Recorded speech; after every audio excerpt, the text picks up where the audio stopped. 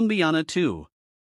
2025. Hello friends, welcome back to my channel. Friends, this is not a movie, this is a full detail review in fact video about this movie. If you want to know about this movie, then you must like this video, because in today's video we will tell you what is its story, which actors and actresses have worked in this film. The director, producer, cameraman of this film is going to talk about them in detail. We will talk about the post-production, pre-production budget, and filming of this film. The star cast of the film will also give details about the supporting cast and production. Guys, if you want to know about this movie, you must watch this video. You will find all the details of this movie in this video. What is the story of this movie? If you like this video, then share it with your friends and subscribe our channel. Colombiana 2 in 2025 has not been officially announced or confirmed by the original film's producers or studios. Colombiana 2 2025 brings back the fierce Hadeh Restrepo, portrayed by Zoe Saldana, on another journey of vengeance and justice, following the events of the first film, where Hadeh took down the men responsible for her parents' deaths. She now faces an even more dangerous challenge, a deadly syndicate that threatens to destroy everything she holds dear. Plot overview. The story begins with Hadeh trying to lead a quieter life, having partially escaped the violent shadows of her past. She's found a small semblance of peace, living under a new identity in a remote village in South America. However, rumors of a powerful crime syndicate known as the Silver FWN begin spreading. This syndicate, notorious for trafficking and large-scale corruption, has a reputation for wiping out entire communities that resist them. When the Silver Fawn arrives in Hadeh's village, its enforcers inadvertently bring her back into a world she was hoping to leave behind. Hadeh's conflict. The Silver Fawn quickly realizes they've made a grave mistake in provoking Hadeh, as she is once again drawn into a spiral of vengeance. The villagers rally around her as she becomes their guardian angel and protector. But Hadeh realizes this fight isn't just about one village, it's about something far larger. The Silver Fawn has ties with corrupt politicians, international drug trafficking, and even some of her old enemies who have resurfaced to hunt her down. New characters and allies. Hadeh encounters a skilled hacker NCO who was once a part of an underground cyber group before being forced into hiding after a run-in with the syndicate. Together they work to expose the syndicate's activities and weaken its network. Nico brings in an additional level of danger, but also emotional complexity, as he begins to see Hadeh as more than just a skilled assassin, and Hadeh's struggle between vulnerability and survival becomes a key narrative point. Rising tension as Hadeh and Nico move deeper into dismantling the syndicate. They face betrayal, loss, and increasingly lethal confrontations. Hadeh's dark past is constantly referenced, testing her resilience as she confronts her own violent tendencies. This is not just a battle against enemies, but against her inner demons, particularly when the syndicate's head, a man known as El Alacrán, begins targeting innocent people close to her, forcing Hadeh into a corner where no one is safe. Climactic showdown. The film's climax brings Hadeh face to face with El Alacrán in an intense showdown at the syndicate's high-tech isolated compound deep in the jungle. Here Hadeh has to fight not only to save herself and those she's come to care about, but also to find some form of Redemption: the fight is raw, unforgiving, and shows her full capabilities as she takes down the syndicate's most elite guards battling for justice and closure. Ending: the film ends with Hadeh once again alone but at peace, knowing she has avenged those who suffered at the hands of the Silver FWN. Nico returns to his underground network with a promise that he'll be there if she ever needs him. Hadeh, with scars both visible and hidden, walks into the sunset, symbolizing her endless fight for justice and the price of survival. Overall tone: the sequel maintains the gritty, high-stakes action and intense emotional stakes of the original, with a more in-depth exploration of Hadeh's psyche. Colombiana 2 promises to deliver heart-pounding action while diving into questions of loyalty, vengeance, and the cost of a life lived in shadows. Plot for Colombiana 2. 2025. Colombiana 2 takes us back into the ruthless, high-octane world of Hadeh. Restrepo, portrayed once again by Zoe Saldana, set several years after the events of the first movie. This sequel delves into themes of legacy, redemption, and the relentless pull of a past riddled with violence. Act 1: the calm before the storm. Since avenging her parents' deaths, Hadeh has managed to stay under the radar, living quietly in the remote village of San Miguel, deep within the jungles of South America. Under an assumed identity, she sought peace, and the villagers view her as a mysterious but protective figure. Hadeh has begun to soften, even building connections with some villagers, including a young girl, Camila, who looks up to her, but her tranquil life is shattered in a powerful cartel known as the Silver FWN begins expanding its territory, headed by the ruthless and elusive leader known only as El Alrin the Scorpion. The syndicate engages in drug trafficking, arms dealing, and human exploitation. San Miguel is targeted due to its strategic location for trafficking routes, and the cartel wastes no time making its presence known through violence and terror. Act 2: Hadeh resurfaces when Silver Fong enforcers assault San Miguel. Hadeh is forced to reveal her skills defending the villagers with lethal precision. Witnessing her unmatched ferocity, the cartel quickly realizes that Hadeh is no ordinary resident. Her actions gain notoriety, and El Alrin becomes intrigued by rumors of La Tigresa, the Tigress defend a small village. During one skirmish, Hadeh meets Nico, a former hacker from a European activist network footprint, and offers to help her in exchange for protection, though hesitant to work with anyone. Hadeh recognizes Nico's skills and agrees, seeing an opportunity to disrupt the cartel on a larger scale. Act 3: the fight for justice and survival. With Nico's help, Hadeh begins targeting the cartel's digital infiltration. She discovers the compound's weaknesses and embarks on a deadly mission, navigating treacherous terrain and fending off the cartel's relentless mercenaries. Nico provides remote support, but is eventually captured, forcing Hadeh to accelerate her plan to rescue him and confront El Alrin.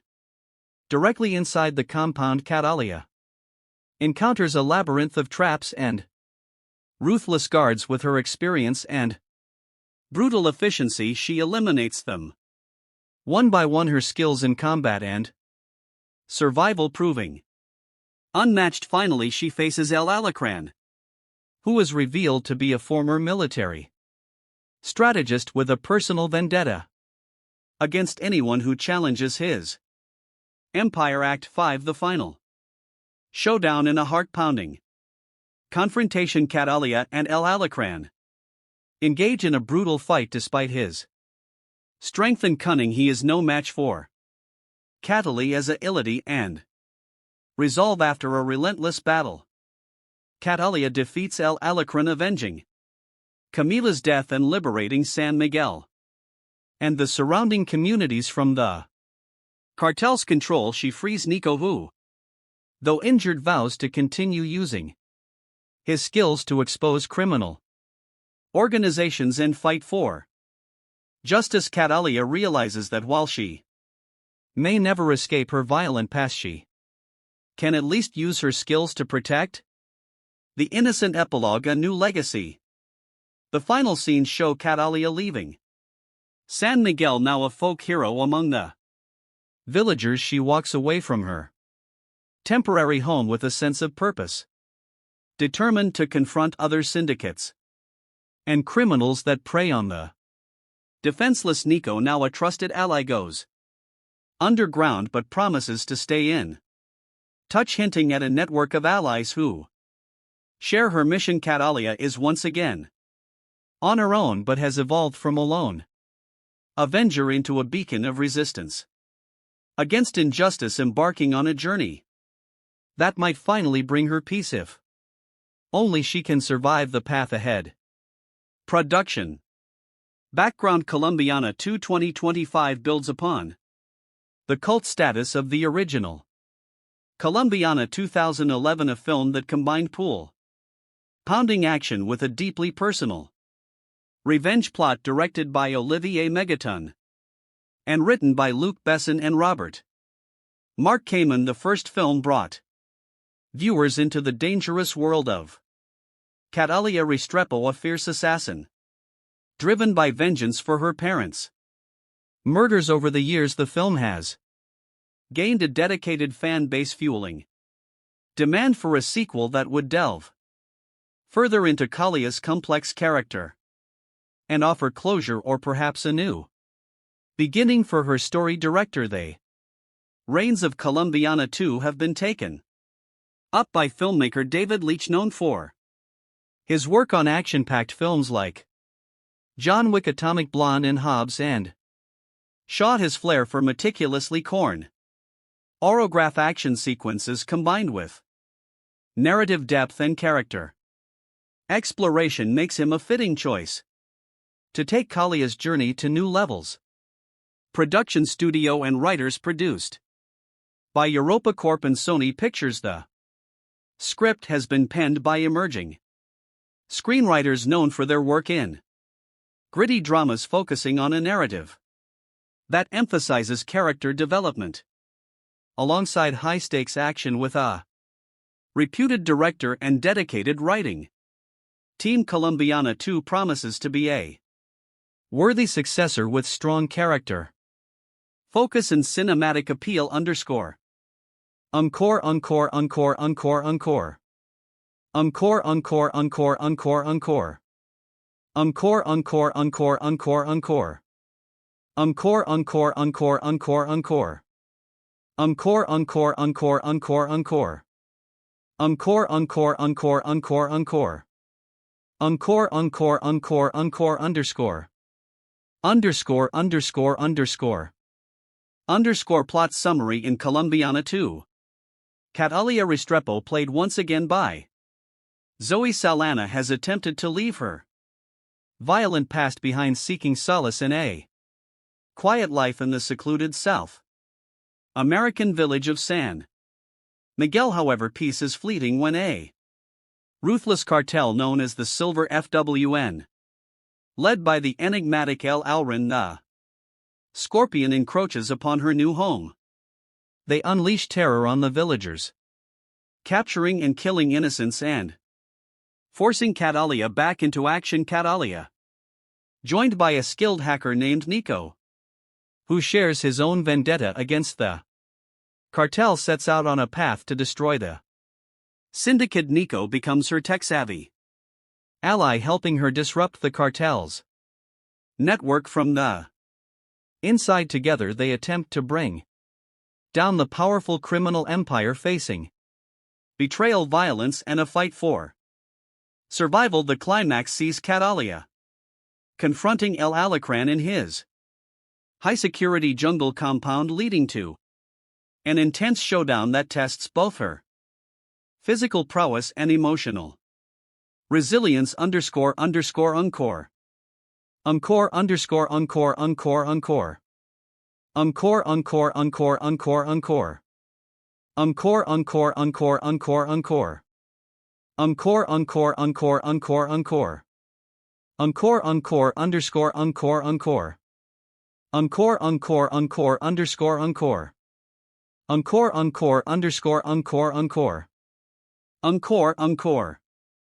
Casting and performances. Zoe Sana reprises her role as Hadeh, bringing a depth of experience in portraying both physical action and emotional vulnerability. Sana's portrayal is expected to delve into the toll of a life spent in shadows, showcasing a blend of fierce determination and subtle moments of inner encore themes in tone. Colombiana 2 is not just an action movie, it carries underlying themes of redemption, inner peace, and the price of vengeance. The film carefully juxtaposes Kaliyah's violent skills with her longing for a more peaceful existence, giving audiences a deeper look into the toll that constant combat and isolation have taken on her psyche. One redemption and legacy. The movie dives into Kaliyah's emotional journey as she grapples with the effects of her vengeance-driven life. Her bond with the villagers, particularly a young girl named Camila, gives her a glimpse into what life could be beyond violence, while her alliance with Nico introduces trust into her world of calculated caution. 2 Justice vs.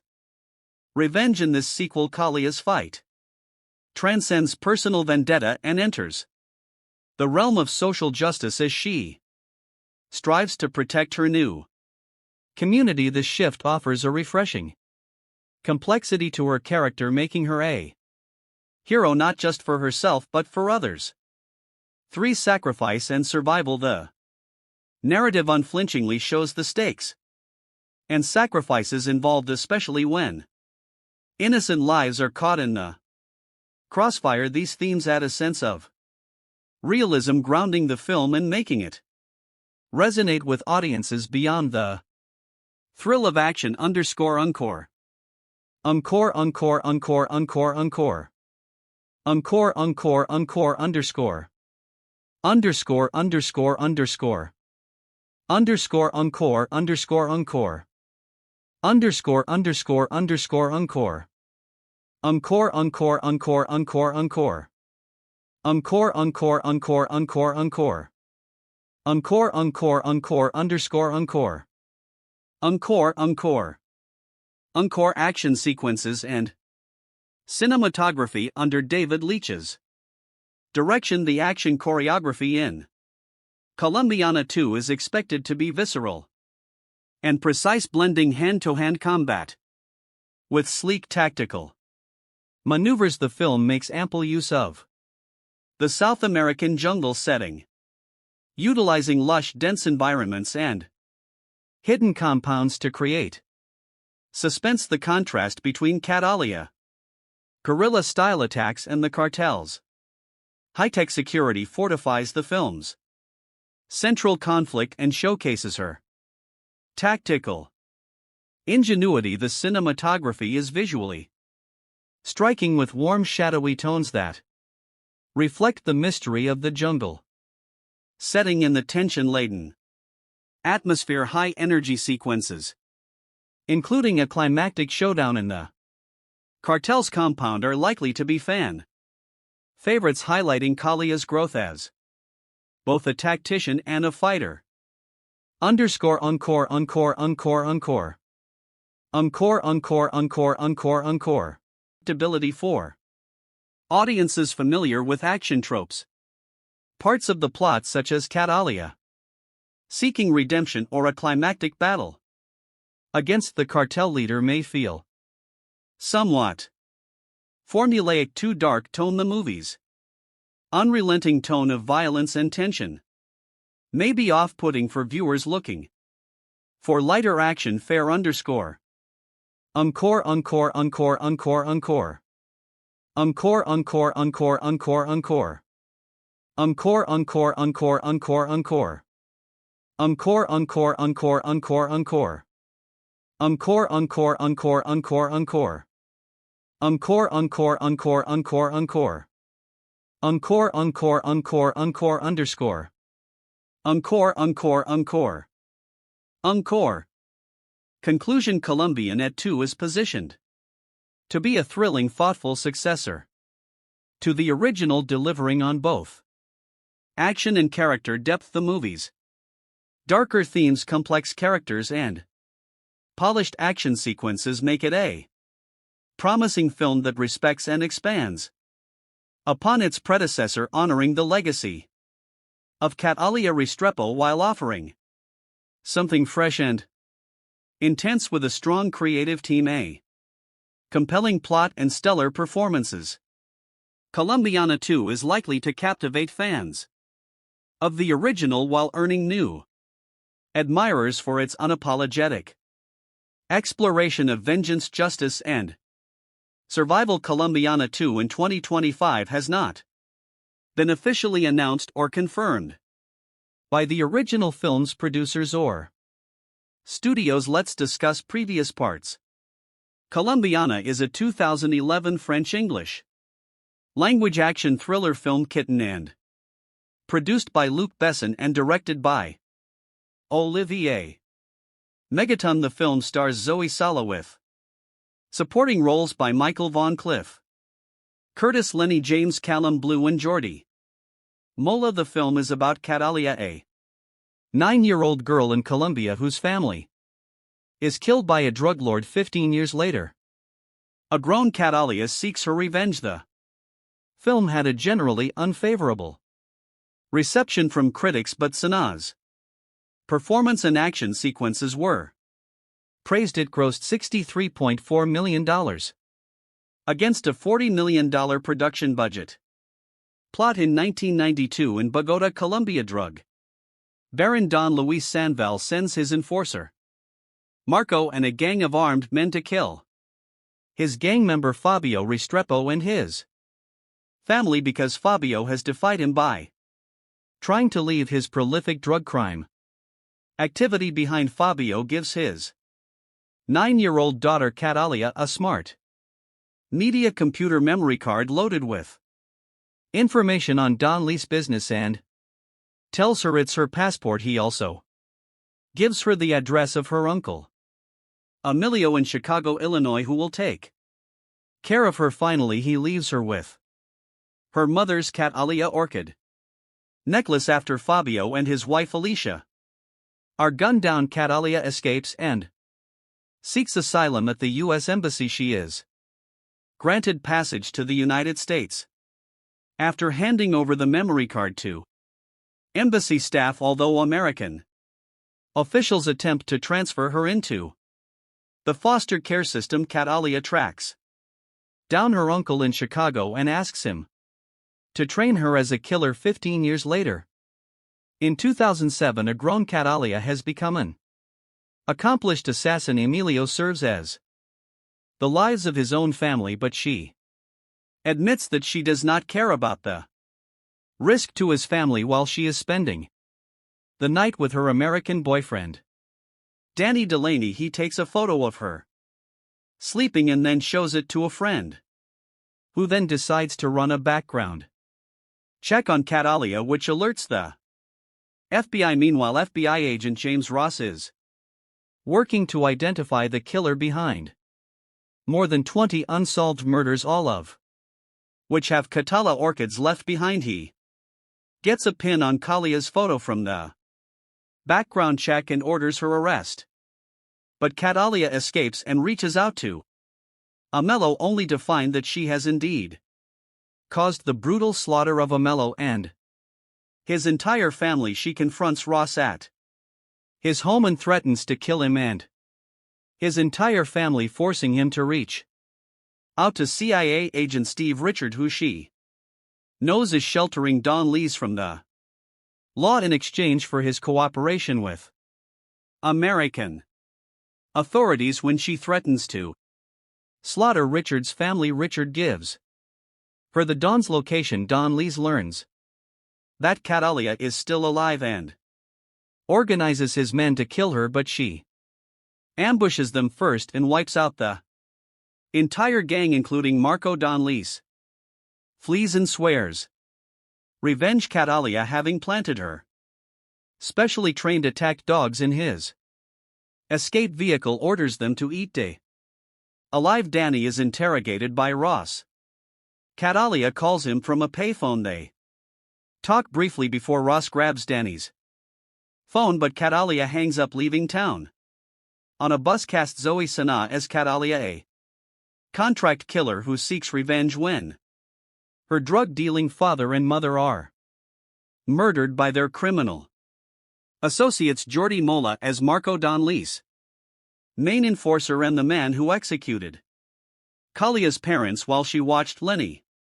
James as Ross, FBI special agent tasked with investigating Kalia's assassinations. Amanda Stenberg as 10-year-old Catalia. Callum Blue as Richard, CIA agent who arranged Don Lees' relocation in cooperation. Cynthia Adai Robinson as Alicia, Kalia's mother, who is killed along with her husband Jesse Go as Fabio, Kalia's father and a drug business partner of Don Lees, who was ordered killed when he tried to quit the criminal life. Ophelia Medina as Mama. Emilio's mother Angel Jica as Pepe. Emilio's father Sam Douglas as Willie. Ward Graham McTavish as head U.S. Marshal. Warren Max Martini as Agent Robert. Williams B. Bonnets as Don Luis, a Colombian drug lord who ordered the killing of Kalia's family, then cut a deal with the CIA. Michael Vaughn is Danny DeLon, Kalia's boyfriend and artist. He knows Catalia as Jennifer. Cliff Curtis as Elalilio Restrepo, Kalia's uncle and professional killer who raises and trains her after her parents were killed. Production. The script for Colombiana was based on Matilda, which was originally written by Luc Besson as a sequel to Law and the Professional after a disagreement with the Gaunt Film Company on how to proceed with the film. Besson and director Olivier Megaton reworked the script into a standalone film. Filming began in August 2010 in locations including Chicago, New Orleans, Mexico, and France. The film was produced by Bess's Europa Corp Company and the script was written by Besson and Robert Mark Kamen. David Martin Jones, in an essay written for Senses of Cinema, stated that the film was likely to have been perceived by audiences to be an American Hollywood production, noting that aping the look of a Hollywood genre film with a non-US twist had been used in previous European films. Reception. Critical response on the review aggregator website Rotten Tomatoes. 28% of 107 critics' reviews are positive with an average rating of 4.9. SL10. The website's consensus reads Zoe Saldana has the chops, but she's taken out by erratic and sloppy filmmaking. Metacritic, which uses a weighted average, assigned the film a score of 45 out of 100 based on 22 critics, indicating mixed or average reviews. Christy Lamire of the Associated Press reviewed Colombiana, writing that the director of Lane Nikita and The Fifth Element serves as co-writer and producer here, but this is very much a spin-off of his brand, a continuation of the kind of stereotype and gravity-defying characters he's made his name on. Colombiana feels more hammy and muscular, though, but knowingly so, and that's what makes it solid late summer escapist fun. Betsy Shy of the Los Angeles Times wrote, "This B-movie blast of bloody blam blam is the latest chapter in the Luc Besson book of badly bruised lovelies who are better not crossed. What he began in 1990 with Nikita followed with Lon in 94 and 97's. The Fifth Element, the last written with Robert Mark Kamen, who co-wrote Colombiana with Besson, he refines in Colombiana. Claudia PG of USA Today wrote, "This is a showy flower of an action film. Sanaa doesn't get much of a chance to emote, but her action skills blossom." Jordan Miner of The Hollywood Reporter said that there are guilty pleasures to be had in this frenzy be starring Zoe Sanaa, who gives an acrobatic performance that makes the overcooked material watchable. Controversy. A non-profit group called Poor Colombia criticized the film, saying that it stereotyped Colombia in a negative way. Carlos Msas, president of Poor Colombia, claimed that the film is proof of a total lack of creativity in Hollywood.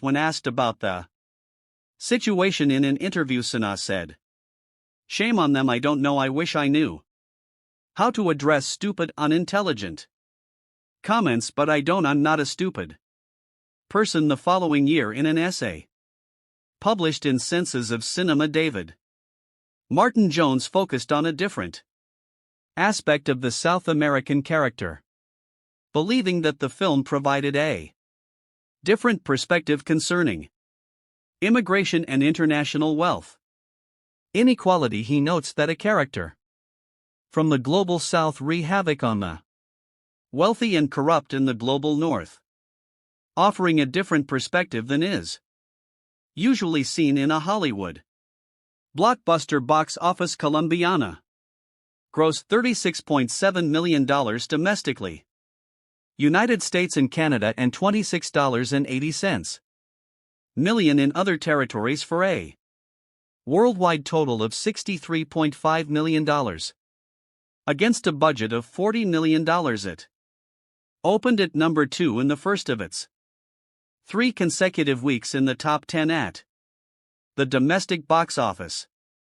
Sequel at the 2015 See Europe, when the production house Europa Corp announced upcoming films, it mentioned that Colombiana 2 was in 2011. A part of me wants to agree with him, but another part wants to blame the lack of quality of Hollywood's action blockbusters for this regrettable situation, and the latter part is talking louder to my conscious brain. I don't really care about things blowing up all over my screen if there's no John Lan walking through the wreckage to be there on time to pick up Holly and the kids. I had high hopes that Colombiana wouldn't buy into cheap thrills after seeing the trailer. I always fancy female action movies, as they are a nice change of pace from the male angst-ridden bullet fests I usually watch. Despite being technically sound, Colombiana did not live up to my expectations at all. Seeing who was behind it now, I wonder why I got my hopes up in the first place. Colombia is an awful place to be a criminal in. Olivier Megaton's movie Working in Bada's drug market is like working public function in the US. You're more likely to be on somebody's payroll than to become Scarface. It's a little racist, but I can deal with that. Catalia Restrepo Salana learns this the hard way when her parents are murdered by the henchmen of Don Leesby Bonnet's back when she was a child. That moment defined her whole existence. She goes on a exile to her uncle Marco Jordi Mola best place and learns the quirks of being an assassin. By the time she turns 24, she is a stone cold, highly skilled professional who works for her uncle, but she is devoured by her need for vengeance. All of her life has been building up that moment where she would cross path with Don Luis again. I have 2 main problems with Colombiana. First of all, Catalia Restrepo isn't exactly a female protagonist as much as she's a male fantasy. She's sexy, athletic, performs killings worthy of Sam Fisher's admiration, __, without calling back or almost asterisk and devotes her life to kicking ass and taking names instead. Sando, this movie really messes with my suspension of disbelief while the action is slick and well filmed. There were many of those wait a minute moments where my good intentions towards Colombiana were seriously challenged. For example, that escape she made from Don Liscon through the streets of Bogota, where child Catalia Amand Lustenberg looked like an Olympic hopeful for the gymnastics team more than your average privileged 9-year-old. I can believe a 9 years old to be savvy and streetwise, but being actually more savvy and streetwise than seasoned killers that are plot relevant.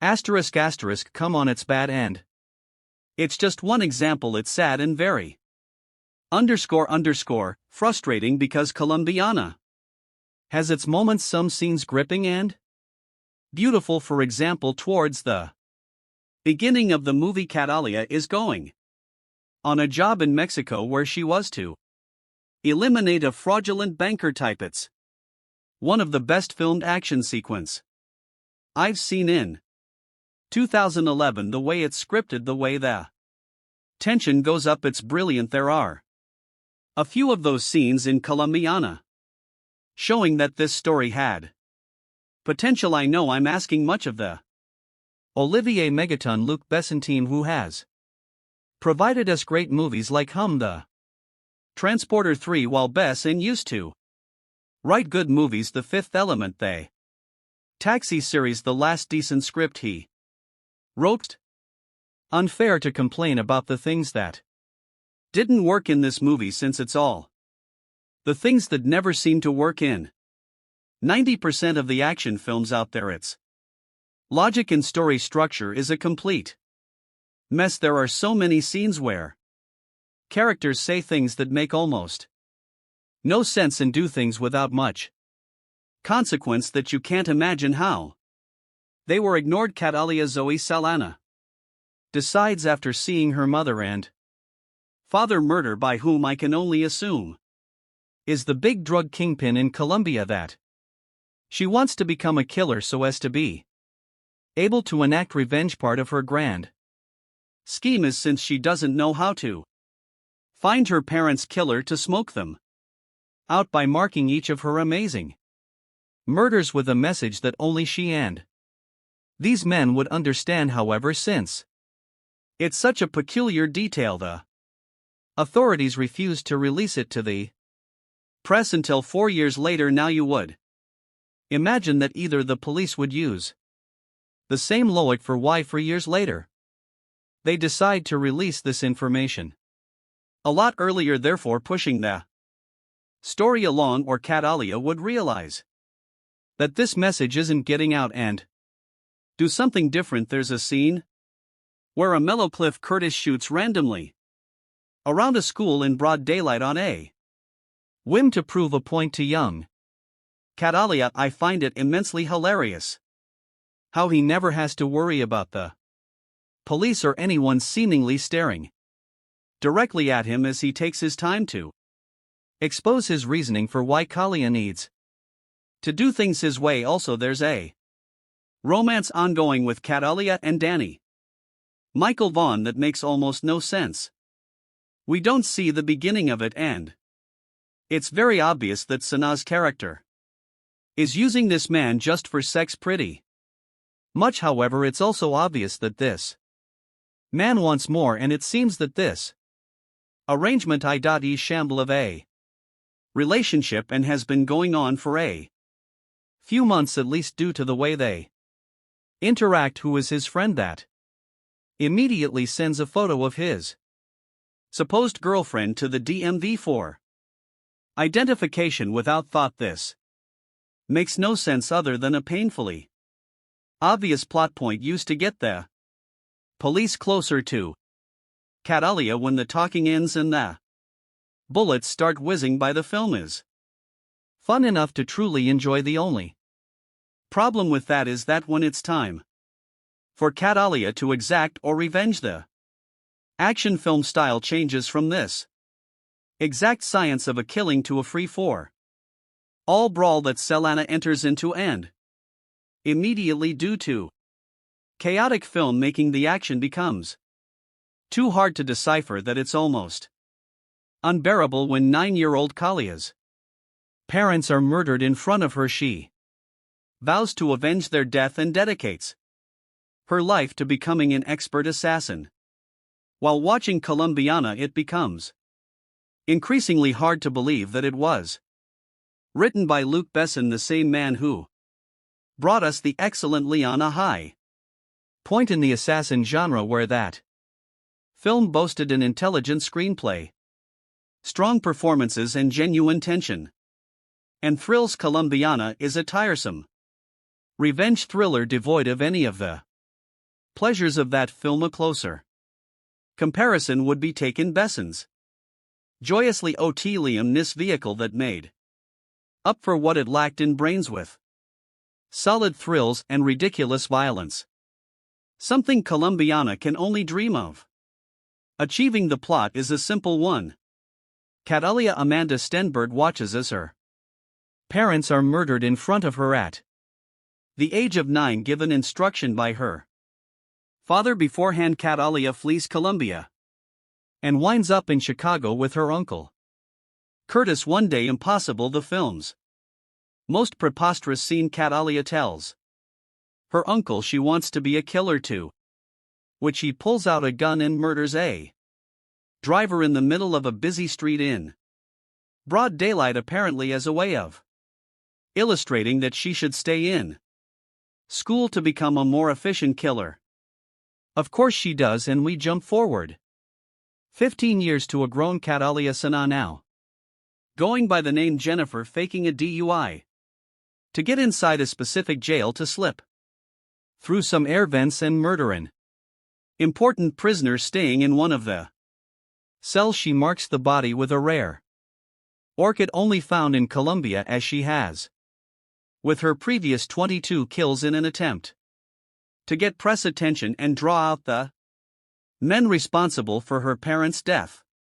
What happens from then is a mess of poor acting, silly action scenes, and utterly pointless dialogue. Every single character in this film is so utter one-dimensional that any dialogue they have is there to service the plot and nothing more. The only attempt to flesh out any character comes through a horrendous subplot involving Michael Vaughn as Danny Kalia's casual lover, who fills the archetypal woman's role of pining after the mysterious, emotionally detached assassin. The scenes between the two are so poorly handled by all involved that they just come across as funny. The turgid love scenes aren't even the worst thing in the film. One terribly directed fight scene trying desperately for Bourne-style grip sees Catalia facing off against her arched nemesis with a towel and 2 toothbrushes. There are numerous scenes of the FBI using computers that can seemingly perform miraculous acts of searching and matching data in a split second, which even becomes pivotal to the plot on more than one occasion. The final face-off dare not be spoiled here, but could possibly be the worst climax to a film of all time. The last of logic or intelligence would have been quickly forgiven had the film been at least fun. Where Taken succeeded was by not taking itself too seriously, keeping the plot simple and making sure Nissan always had a badass one-liner to hand. Colombian has seemingly aims a lot higher but fails miserably, ending up a paste mess with a lead who really isn't all that likable or interesting. It's kind of hard to root for a woman who at one point smashes her neighbor's face into a table for no apparent reason, then seemingly blows up his apartment, presumably killing him in the process just to escape the FBI. Selana must have thought this was a great idea, a strong female lead and maybe even the beginning of a franchise. The end result isn't a complete career killer, but is definitely A step backwards. Olivier Megaton, fresh off his English language debut, The Transporter 3, hardly showers himself in glory either. The film is bathed in the same vaguely green hue that sea seems to have become the go-of for stylish thrillers, and the action scenes are so badly cut together.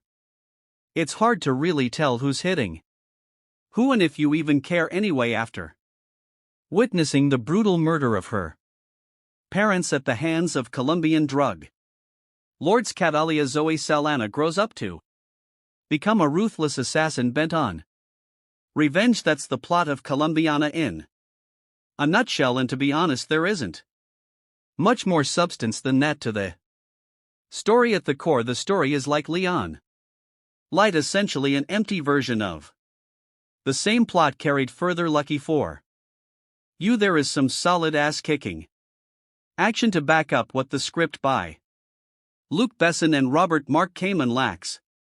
Colombiana is strongest in the opening.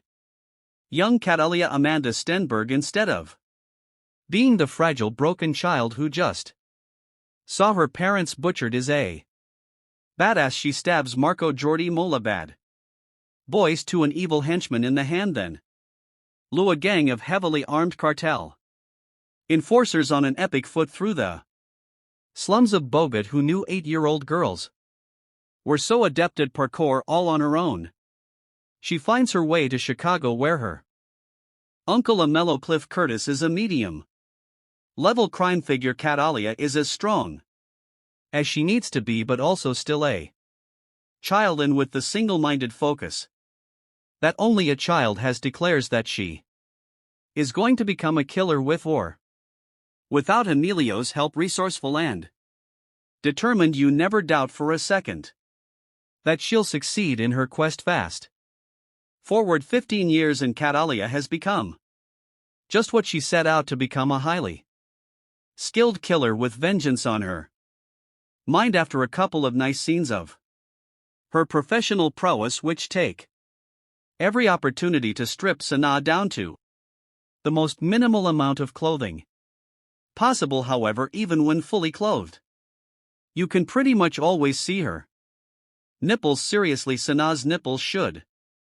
get their own credit. The pace begins to sag. In fact, the middle of the movie is largely forgettable, laughable at points, and is over serious to the point of absurdity. There are a bunch of unnecessary asides, including tangents about an FBI agent Lenny James hot on Kalia's trail, a vaguely corrupt and generic CIA agent Callum Blue, and far too many scenes of her making out with her hot painter hump buddy Michael Vaughn. Alias, in reality, everything that doesn't directly revolve around action is probably best ignored, but things always look darkest just before the dawn, right? And I'll say it one more time, lucky for you, right as you're about to give up hope. Colombiana gets rad again, and we're talking rocket launchers, hand grenades, and a toe fight. Rat, there isn't much to think about too seriously in Colombiana. It's a simplistic look at culture and trauma, and a story full of character caricatures and stereotypes at its best. However, the film is entertaining, eye candy, and that's enough for me tonight. There are shark fights, intricate assassinations, lots of things to blow up, and an assortment of interchangeable goons with no larger purpose in life than to become cannon fodder for a hot killer in a bodysuit. Sure, it's cheesy and melodramatic, but what the hell, it's also a good time. I can't help but think that without Sanaa's presence, Colombian would never grace the multiplexes. This is a kind of action movie that rarely gets a wide theatrical release anymore, unless it happens to be directed by Sylvester Stallone and star a bunch of 80s action icons. Usually films of this nature are relegated to the direct-to-video market and enjoyed only by the hardcore among us who actively seek out genre features. This is the kind of action I Grew up on It's a Little Bit Sexy, a little bit silly, and to be sure there are some moments of blustery overacting in poorly executed American accents, but all in all, Colombiana isn't bad, I think.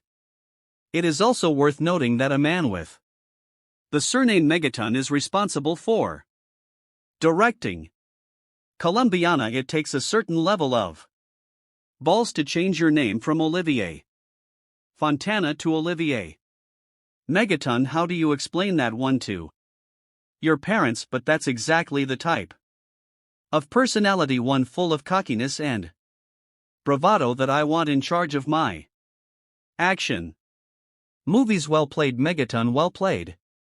The conveyor belt of producer Luc Besson's action movie factory delivers at least one mindless shoot 'em up per year, occasionally the yield of dull titles such as From Paris with Love is broken up by something as entertaining as Taken, but not often. Colombiana exists as a mid-range action product with violence to spare, reasonable star power, lots of momentum, even more violence, and heaps of sex appeal, all tempered for mass consumption by a PG-13 rating. COR.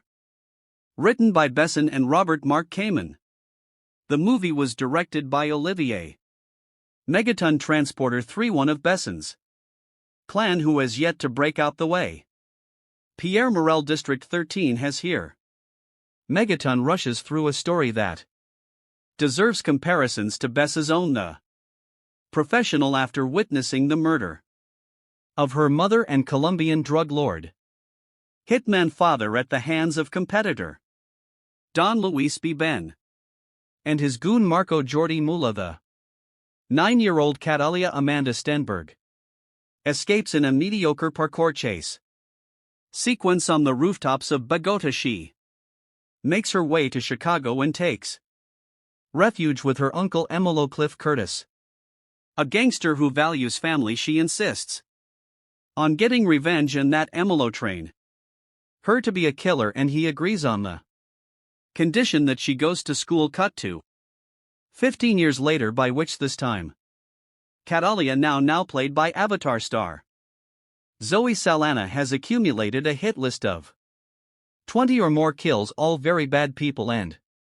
all meant to draw out Don Lees, who has since gone into hiding under CIA protection, a normal wife with her casual boyfriend Danny Michael Vaughn, who until recently she has used for sex. Never seemed feasible, but suddenly Danny wants to talk, and Catalia begins to feel something beneath her cold exterior. Oh, meanwhile, while flavorless FBI Special Agent Ross Linney James is hot on his suspect's trail, but refuses to believe the killer is a woman, because no woman could ever do what this killer has done. Clearly, Agent Ross hasn't seen Besson's Laugh, Nikita, or The Fifth Element.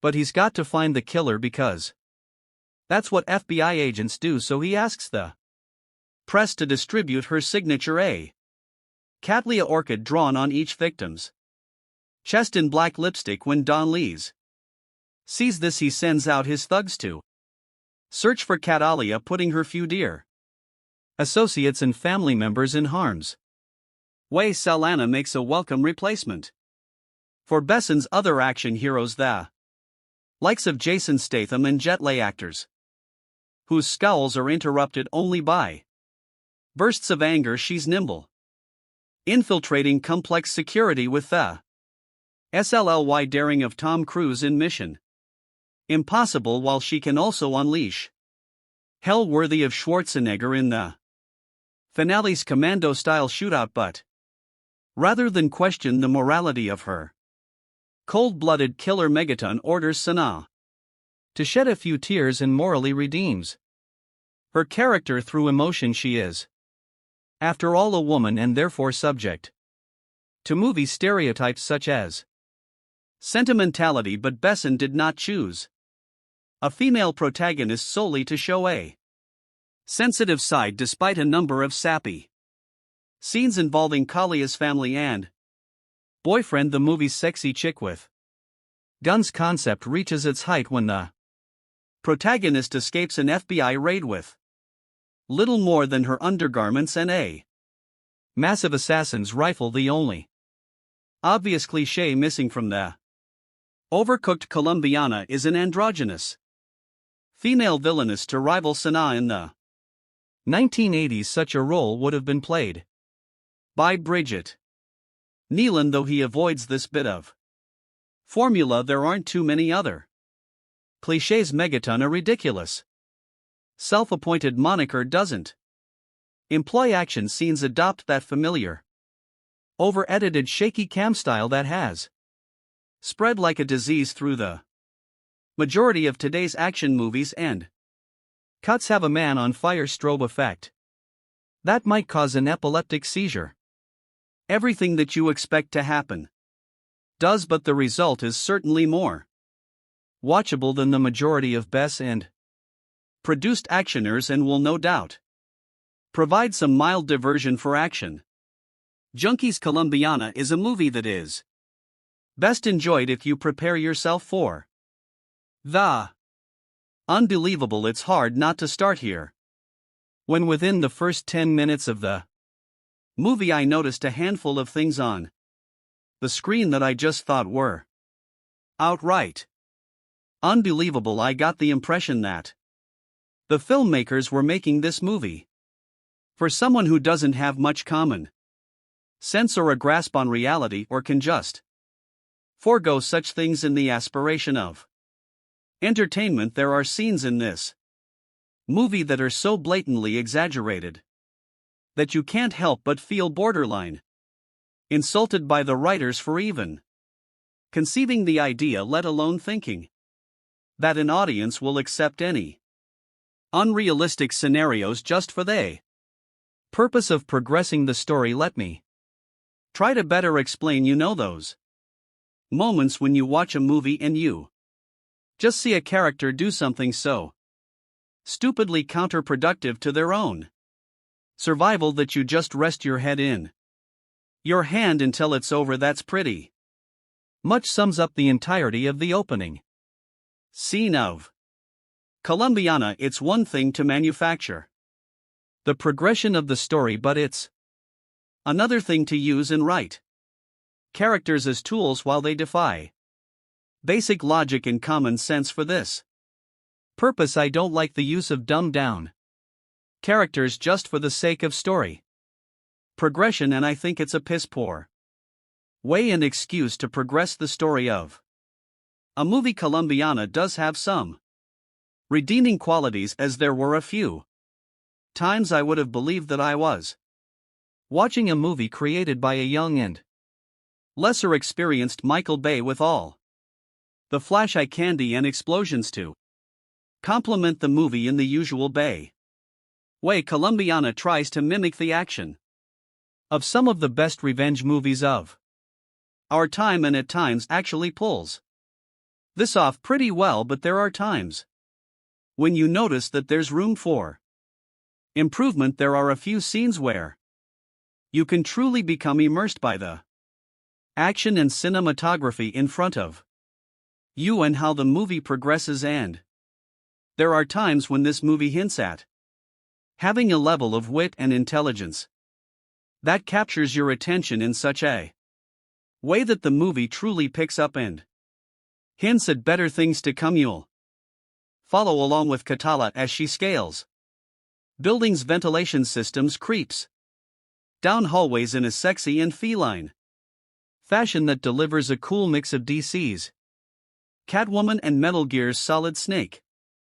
Her intelligence in the art of espionage and her tactics really add to a level of entertainment with the entire movie, as you see her systematically and intelligently take on or assassinate an individual in the most ludicrously guarded places. You'll definitely have a few moments that make you sit on the edge of your seat just to find out how she actually pulls off these stunts and how she eventually makes a mistake. Zoe Sanat channels her best Angelina Jolie in this movie. Seriously, she has the effeminate, feline and seductive down to a science and produces a performance for a character that's an amalgamation of Lara Croft, Evelyn Salt and Fox, but you can't help but feel that the creators oversexed this movie to compensate with the weak writing, thankfully that is in fact the case, as her sex appeal reaches new heights in this movie while tiptoeing around any actual revelation of nudity. The film still delivers plenty of the sexiness that voyeurs will still have their rewind moments and post on the internet what minute mark to tune in for other perverts. Overall, the movie is a mindless action platform to introduce and test Zoe Saldana as a draw and leading woman. She's definitely shows that she's capable of both despite the inherent weaknesses throughout the film without much fault of her own, and I'm very much looking forward to seeing her continue to establish herself as a leading woman.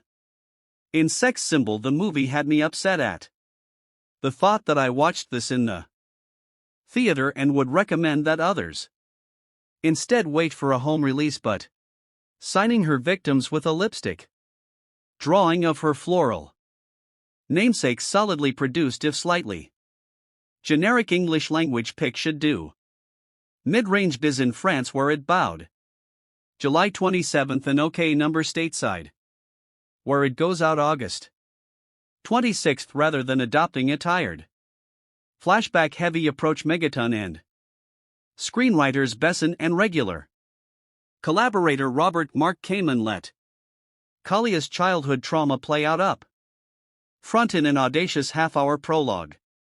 Said in 1992, Bogart's still a little girl, Catalia Amanda Stenberg witnesses the assassination of her next of kin by crime boss Don Luis B.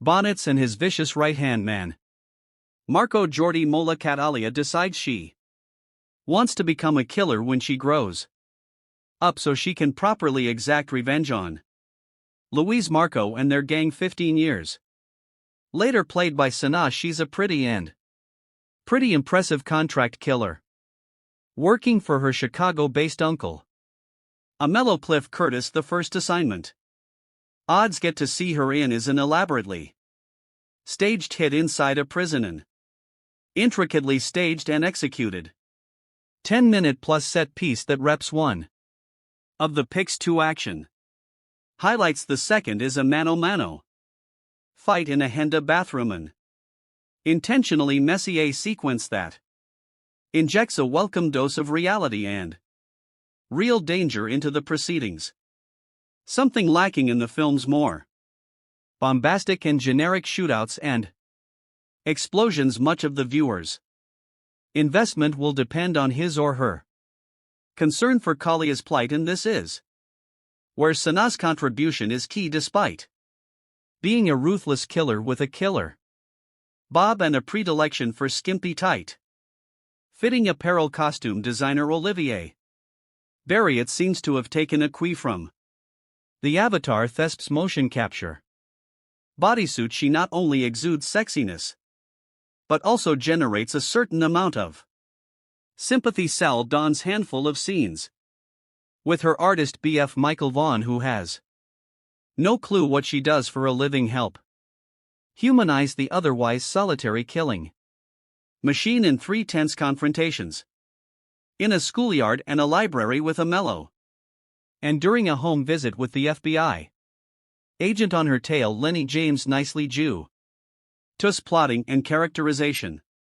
between action setups like all action picks from Besson's Europa Corp, including Helmer Megaton's The Transporter 3. Colombiana is slickly assembled locations including Mexico, the US and France, and Patrick Duran's production design are expertly showcased in Roma. Laura's dappled widescreen lensing, editing and score are unobtrusive. The work of stunt coordinator Michelle Julian taken the Transporter films in fight choreographer Alan Figlar, the born Identity Largo Winch is pro but has a greatest hits feel rather than its own identity.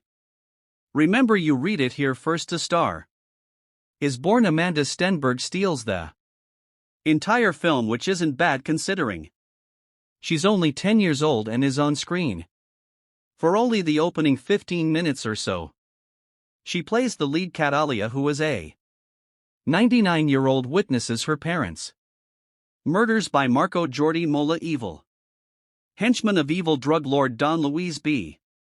Bonds, but mom and pop had it coming anyway, because every Colombian in this film is a drug dealer and slash or killer and slash or gangster of some kind. Not only does Amanda display genuine terror, I wonder how director Olivier Megaton got her to do that. Threatened to put a puppy in a blender. You sees this cute little baby puppy doggy.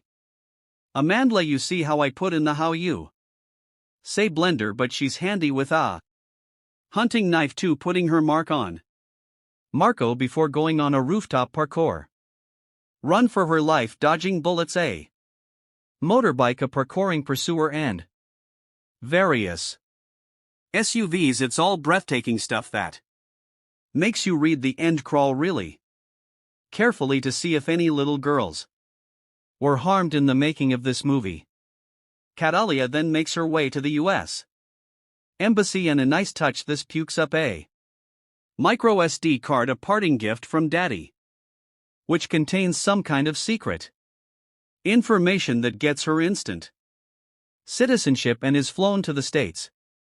She then dodges her handler and makes her way to Chicago and Uncle Amello Cliff Curtis, who being Colombian is also some kind of gangster. We know this because we're introduced to him beating some guy to a pulp in a container back in the safe and loving arms of family. Hadeh decides she wants to be a professional killer and waste everyone who had anything to do with the deaths of her parents. That'll be all of Colombia then, but first she has to go school, and after bribing the principal to overlook Kalia's late start and presumed missing grades, Uncle Amello convinces her education is the best way by pulling a gun in broad daylight and shooting a passing car full of holes and causing it to crash. Since nobody witnesses anything, he is able to calmly put it away and explain that whilst anyone can do that and presumably not get caught ever, the 3RS will give her a better shot in life. So far so brilliant, but then we fast forward 15 years and get Zoe Sana, whose vehicle this is. It's not that Sana doesn't look good, especially after her appearance at the Avatar press conference in Berlin, where she appeared to be promoting anorexia as a fashion statement. Nor is it her athleticism, but in what is a standard Luc Besson, Olivier Megaton crazy name crazy guy mayhem movie she is called upon to act. It's not only out of place, but her gamut runs all the way from A to not quite B. Instead of a 95-minute waste up, we also get a completely unconvincing subplot love affair involving her and artist Danny Delaney, Michael Vaughan, and Is It Just Me, or do all his paintings feature penises in some shape or form? He knows nothing about her, and certainly not that she's a serial killer with 22 notches to her credit. Only Colombians, of course, because they all have it coming. On behalf of Uncle Amello, this results in the film being at least quarter of an hour longer than it needs, and breaking the action when it needs to keep roaring. Liam Neeson didn't need any kind of emotional claptrap in taken, so why here? So what if Hadeh is tortured, damaged, etc.? Do we care? No, this is essentially a cartoon film with live actors. Of course, Hadeh is really after Marco and Don Luis, them having been conveniently relocated to the US by the CIA, ostensibly because Don Luis is an informant but allowed to carry on being major drug Dealers just work with me here, okay? Like. I say this is a cartoon at heart, so to draw him out, she works her way through his people, drawing a large orchid on the bodies of her victims. It looks like 5 penises joined up, by the way, replicating a necklace he gave to her father before ordering him wasted, and which he gave to her before being wasted. Don Lee's knows what that means. The orchid that is not the penises. Meantime, FBI agent James Ross Lenny James is on Kaliyah's tail for earlier smuggling herself into a high security jail and taking out a really nasty piece of Colombian work, thanks to a helpful orchid recognizing cleaner in an audible groan inducing moment and that penis drawing artist guy of hers. The cops and feds get a solid lead on her QA Leonic shootout and chase through her apartment block, from which she escapes. Not that Don Lee's hasn't been busy either. He's taken out Uncle Amello and the latter's mother. This gives Miss Sana another chance to act, which she seizes with both hands and tosses out the window. I'm sorry, she really can't do it in the hands of a RAL actress such as Angelina Jolie, or waiting for Anna Stenberg to have gone rough puberty. These extra scenes would have worked and added some depth to the character, but Sana can't carry it. Just paint her blue and have done with it. Fair Chris AES Catalia now goes on her merry way, finally tracking down Don Louise via threatening agent Ross, who leads her to the CIA handler who, prompted by a bullet through the window, spills Don Lee's whereabouts. The rest of this by the numbers, going through the motions film, is her taking out Don Lee's hired help who, unlike her, are not bullet or bomb proof, until it's time to deal with Marco using mostly a hand towel, and finally Don Louise using 2 dogs that have been trained to eat on command. Pretty cool. But sadly we don't get to see it. It's not that Colombiana is bad, but nor is it particularly interesting. It's all rather root-like and overtired and bored hooker giving yet another hand job nobody apart from the amazing Amanda Stenberg and those technicians, extras and stunt men hoping to get their next gig is really giving of their best. And Zoe Saldana, despite her clearly visible efforts and exertions and innate hotness, is out of her depth, handicapped by her limited acting ability in a script that unfairly calls on her to show some Colombiana. 2 inches 2025 has not been officially announced or confirmed by the original film's producers or studios. Colombiana 2 2025 brings back the fierce Catalia Restrepo, portrayed by Zoe Saldana, on another journey of vengeance and justice following the events of the first film, where Catalia took down the men responsible for her parents' deaths.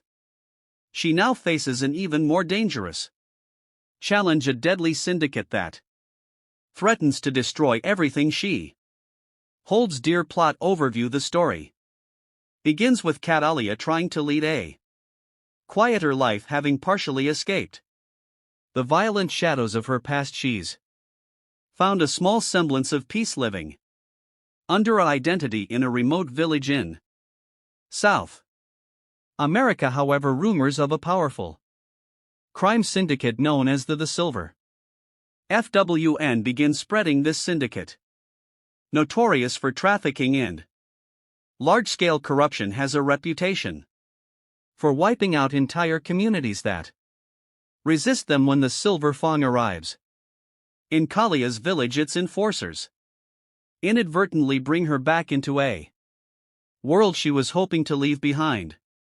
Kaliyah's conflict: the Silver Fang quickly realizes they've made a grave mistake in provoking